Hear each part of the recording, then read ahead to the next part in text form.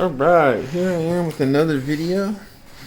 This one is a Tg-16 mini unboxing video. Here it is. Go ahead and see if I can put maybe kind of like a macro lens type of thing on here. Get a little more space, I suppose. Yeah. Anyways, yeah, I got this off of Amazon, 99 bucks. I didn't want to pay that. I figured they're gonna go on sale like well, I don't know actually, but a lot of the other minis have gone on big time sale. Like the Sega Genesis Mini is readily available for 59 bucks now. I can't remember exactly what all happened with the Super Nintendo Mini, but at 99 bucks, this is one of the most expensive minis yet, which I guess they justify because it has more games than a lot of the others. And I'm actually not sure exactly how many games it has, but I think it was like 53 or something. So that's good, but I still don't know if it's worth 99 bucks, especially I believe looking at the picture, it may only come with one controller. It may come with two. We'll see because I'm unboxing. It looks like only one is plugged in though, unless there's a turbo tap included. I still remember the old terminology of turbo tap. It came right off the top of my head. Yeah, I don't know what I got it from Amazon for 99 bucks. I like these mini consoles. I like retro gaming. I have a Raspberry Pi. I have the arcade one up that I rebuilt the entire thing with a Raspberry Pi to play retro arcade games. In most cases, I find I don't actually enjoy the retro games that much, if it makes any sense. But I just like the nostalgia value of them. I honestly don't enjoy gaming all that much altogether outside of maybe Destiny, which was like liquid crack for like 5,000 hours. That I played it over the last 6 years. I finally weaned myself off, not because it wasn't fun anymore, but just because it was taking up too much time. It's like a job trying to play that game.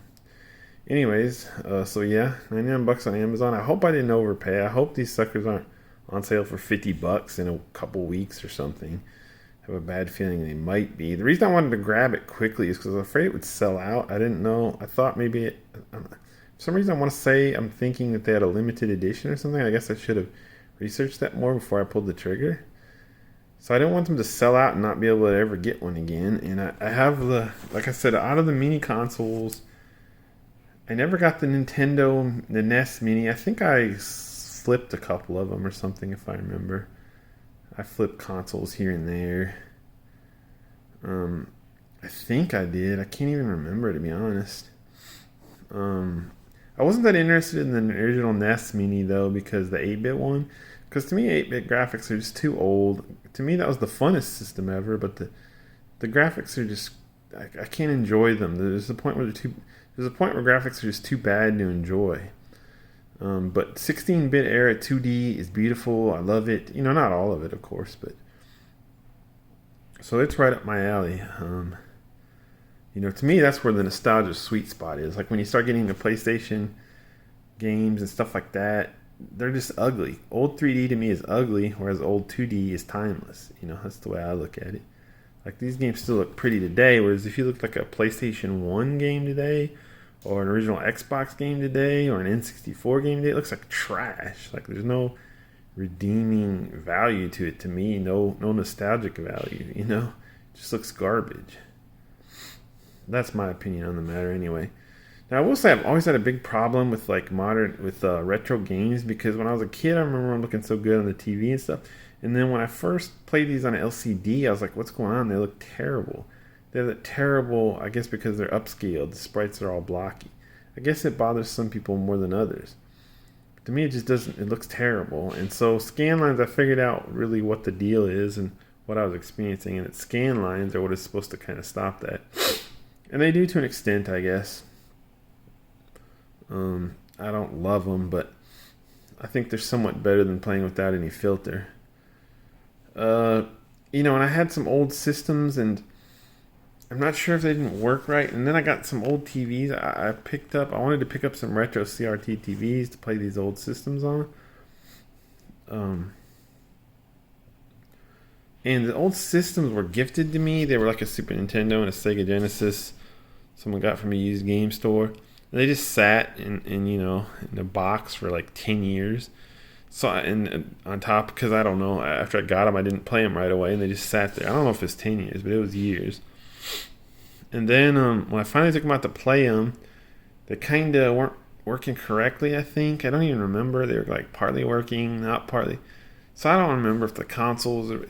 And then I started buying CRT TVs to make them look right. Now I get these CRT TVs at garage sale for like $10, and they all didn't look right either. And I couldn't tell if it was just like, okay, CRTs look bad, or I kept getting busted ones because I bought 2 or 3, and they would always look bad. So I don't know. I gave up on the whole project because CRT TVs are huge. I ended up I was just paying people to take their garbage away. I mean, I bought 2 or 3. I wasn't happy with any of them. I guess they were all defective, and I ended up throwing them all away. And like one of them was like 20 or 25 inches. That's, they weigh like a 20-inch CRT TV probably weighs 40 pounds. So like I said, I was like paying people to take junk off their hands by getting these CRT TVs for $10, $15, $20 that I'd see. I don't remember where I looked them up, but or where I was seeing them listed. I don't think it was crazy. I bet you it was that OfferUp app or something. But so yeah, that was my history with that. So I kind of gave up on actually, and also using the original systems is expensive because then you got to buy original carts. And yeah, I would like a CRT. I don't even know if these can hook to a CRT, but I don't have one currently. Anyways, on to this guy. A little bit about my history with this system. I'm old, so remember when I was a very little kid, I went over to some dudes' houses, some kids, and they were playing Ultima 7, I think it was, or 6, or even 4, one of those. I think it was subtitled The Black Gate, whatever it was. And oh my gosh, the only thing I was really aware of at this time was the Nintendo, because I was like, I don't remember how old I was, but I was young. So I had never seen graphics like that, and they were just like, wow. Or no, they weren't like, wow, but they were like, I told them, man, I really want to get a Nintendo, and they were just making fun of me, like, what do you want a Nintendo for? The graphics are so bad and stuff. And they had this, like, PC, I'm sure their parents had it, but, because they were, like, teenage-ish age. I was maybe a little younger, I don't remember. But yeah, so then I got, but the way they just, the Nintendo has such crappy graphics, this and that. It's pathetic, whatever. And I just couldn't believe, my mind was blown by this Ultimate game they're playing, all the freedom in it, all this stuff you could do. Of course, it wasn't as cool as it looked because you don't really have the freedom those games suggest and everything. But when you're like a 10-year-old kid or whatever I was, you think it's just amazing, And I remember, so I ended up getting a Nintendo because at that time I didn't have one. And it was great fun and all that. But I remember, then these systems came along. And this was, the first system I think I ran. I played this game called Dungeon Explorer. And it didn't have near the depth of Ultima. I think it was just a stupid dungeon shooter type of thing, isometric. But what made me happy was the graphics were, equal to me to this Ultima on PC game. Now, the game wasn't nearly as deep, and the graphics maybe weren't as detailed or whatever. But this Dungeon Explorer, they were as detailed, but I mean, it was in a different way. I don't know how to say it. This Dungeon Explorer game held up graphically to the, this PC that I had seen a year or two earlier running Ultima. That's really what I want, So now I could have told these kids that were making fun of, oh, you want a Nintendo? What pathetic graphics. I could have said, hey, my machine's got graphics just as good. And I remember there was actual system wars back then of Turbo 16 versus Sega Genesis was the big one. And the big knock on the Turbo 16 was, I guess, the CPU is actually 8-bit. So people constantly criticized it, saying it's not really 16-bit, even though everything was about bits back then. So 16-bit was the thing to be. So people would say oh, it's not really a 16-bit system, false advertising, this and that, because I don't know. Because apparently it had a 16-bit graphics chip, but only an 8-bit CPU or something like that. Who cares? To me, it looked almost as good as the Sega Genesis. In fact, I think it had a Street Fighter port that was better. It could do better colors, So yeah, I don't know exactly which graphics capabilities fell, but it looked damn good to me. Anyways, I just wanted to put in that history. And I remember, I think I rented one. I don't believe I ever owned one. Back then you could rent systems at Hastings, Blockbusters, and whatnot. You could pay I don't remember how much it was, probably $15 or something. You could take the system home with you for like 2 or 3 days, and whatever games you rented. So I'm sure I remember renting this a few times. I never owned one, but yeah. And the hue cards, the little cards the games came on, those were cool for the time, you know. I mean, it was amazing. Like even now, it's kind of amazing that they could fit games in that small of a thing. The hue cards, you know, that's amazing for the time. So yeah, there it is. Now I know a little bit about the system. I know that it's supposedly. I'm really wondering if it comes with two controllers now. Why would they put two controllers in the picture if it doesn't? But I know that it's kind of big because I've looked at some comments about it online, and people have said it's like the biggest mini console ever. I guess that's like being tallest midget. But yeah, so that's kind of cool. And the games here, I don't even know. One thing, Amazon literally slapped the label on this box. I ripped it off for this video, most of it, but you can see there's still some kind of secondary label under there. Like the label actually peeled off nicely because it was like covering all this, but it peeled off pretty nicely. But once it got to where it was stuck on the secondary label underneath it, then it started getting harder to pull off, as you see. So, you know, I didn't spend a lot of time on it, but that's about the best I could do in like 3 minutes. So yeah, and I heard that on like Facebook groups and stuff too about this, that they just slap the label on it and send you to it in the box, which I don't really mind as long as it isn't damaged. I guess if you're a collector, you'd probably be very annoyed at this because the box is not pristine. You'd probably be very, very annoyed, in fact. But I guess I'm not really a collector, or to the point where I'm going to actually play this thing, not put it in a shelf in its box, you know. So yeah, I'm kind of mad that I missed out on the Super Nintendo Mini because I got the Sega Genesis Mini, and I got this now. And I don't care about the Nintendo Mini, so that pretty much sums it up. I actually don't really care about the Neo Geo Mini either, because that was on sale for $30 from Amazon, and I didn't get it because I was just like, I mean, it seems cool, but then I was like, you know what?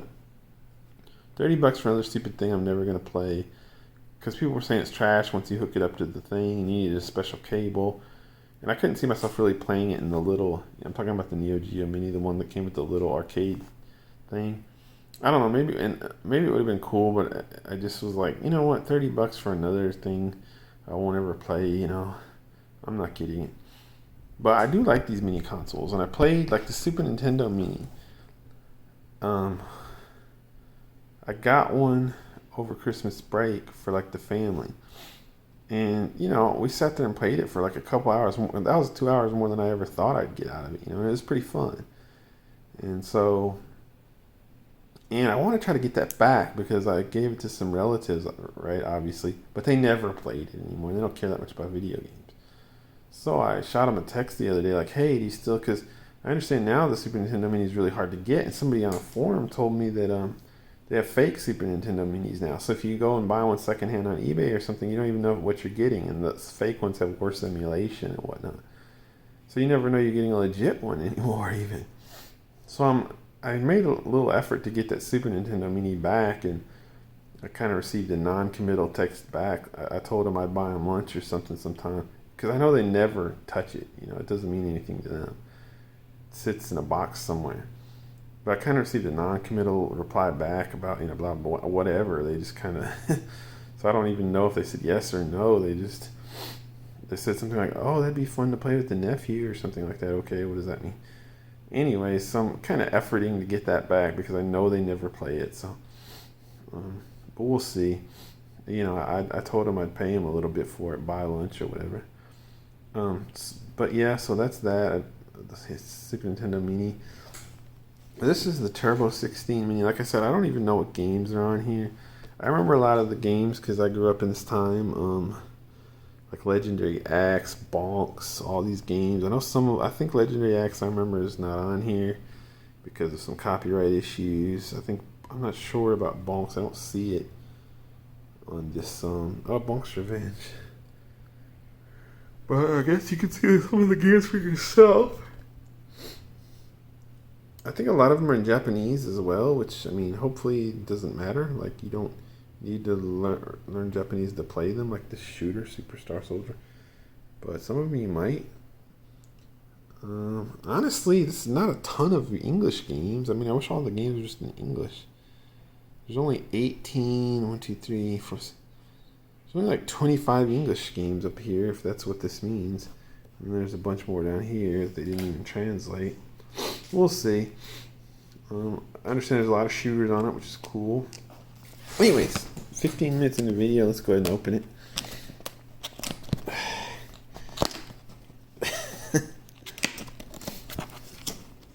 It's rated M, which I heard was mostly for this game Snatcher, which was kind of an R-rated. I mean, probably pretty tame by today's standards, but R-rated. I remember it back in the day, Japanese pulling it out. So I'm filming myself and holding the camera in one hand. Hold on, I'm going to put it down. All right, here we go. Here's what it looks like. Cool. It came out just like this. Cool. It is pretty big. I like that. Here it is. I understand there's a trick to taking off this thingy in it. Another thing I understood about it is it doesn't come with a power supply, which for 99 bucks is kind of obnoxious. Honestly, if I was to review this thing, I can knock it right now for a couple things. It only comes with one controller, contrary to the picture showing me two. Honestly, it's nice that it comes with an HDMI cable. Believe it or not, you might think HDMI cables are a dime a dozen now, but believe it or not, I never seem to have enough. Don't even ask me why, but I'm always short HDMI cables for some reason. So it's actually nice that they included one. And one controller only, and that's it. The cable, power cable. Like I said, it doesn't come with an adapter. Now, I've read conflicting things about that. Here it is. Indeed, it is the biggest mini console yet. That's cool. I mean, I wonder how big the original Tg-16 was. Probably not that much bigger.